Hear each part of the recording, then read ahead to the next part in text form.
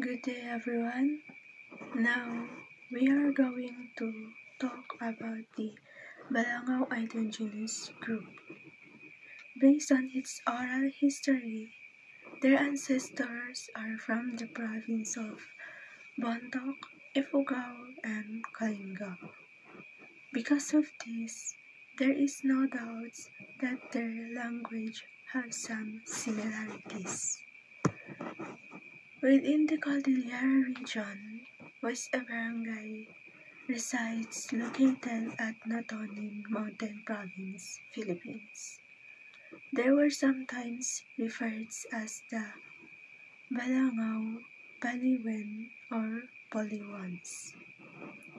On their lifestyles, they were focused primarily on farming that was either performed in wet rice terraces or a land cleared by fire. A wet rice terraces, they will plant and harvest the rice at least once a year.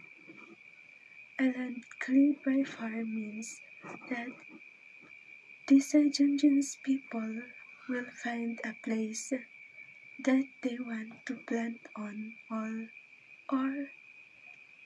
a land that have a fertile soil.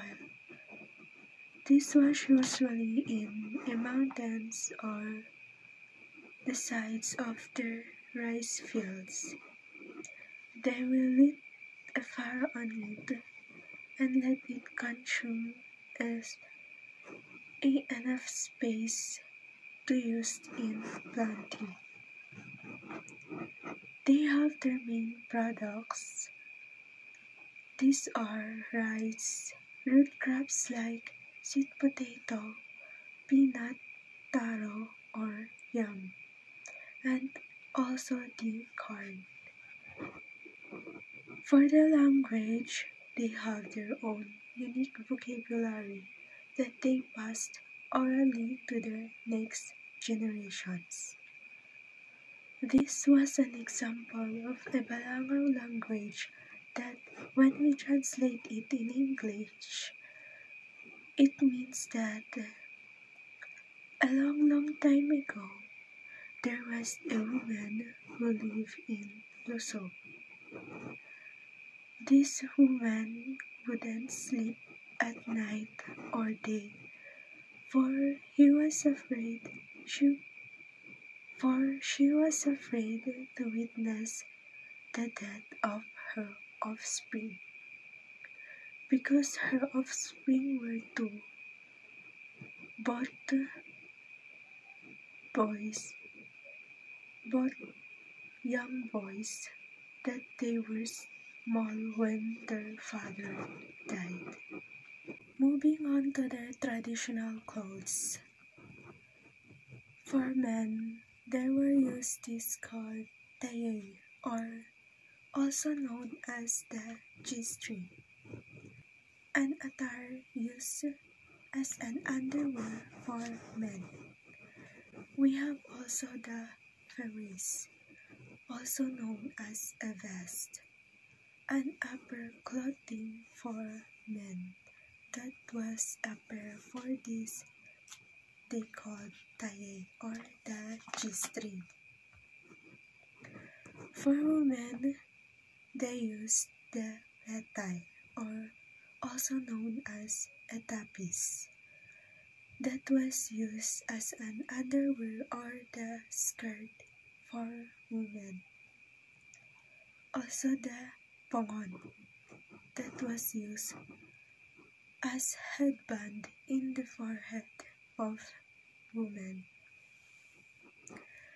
These clothings are used by our ancestors at the past as their everyday cloth. Now, this traditional clothes was still used by us as our cloth when there are special occasions, like when we attend a graduations, a wedding, or a ceremonies, or when we celebrate our own festivals. For their cultures and traditions, they have their rituals and ceremonies that revolves around agricultures and special events like wedding that involve butchering pigs, chicken, or cows, with the presence of a prayer before butchering these animals, and also with the participation of the entire community. In handicrafts and weaving, they create different products made out of looms, as they were rich in these kinds of materials. They produce these tapis and other products made out of this. They also have this product they called as ufar that they use in catching fishes in the river. They use this product as the traditional way of catching fishes instead of using some harmful products. For their agricultural practices, they have a strong connection to their ancestral lands. For them, when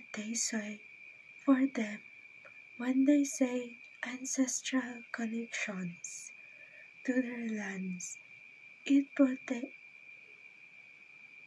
represents them as who they are and what they are. This represents them as an indigenous people. They also believe in the presence of spirits in nature, at it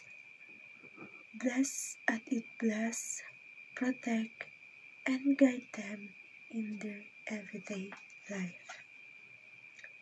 For the last, they have this festival they called as Sas-Aliwa that depicts the hospitality of every Inatunin people and show how their life, their cultures, and tradition revolves.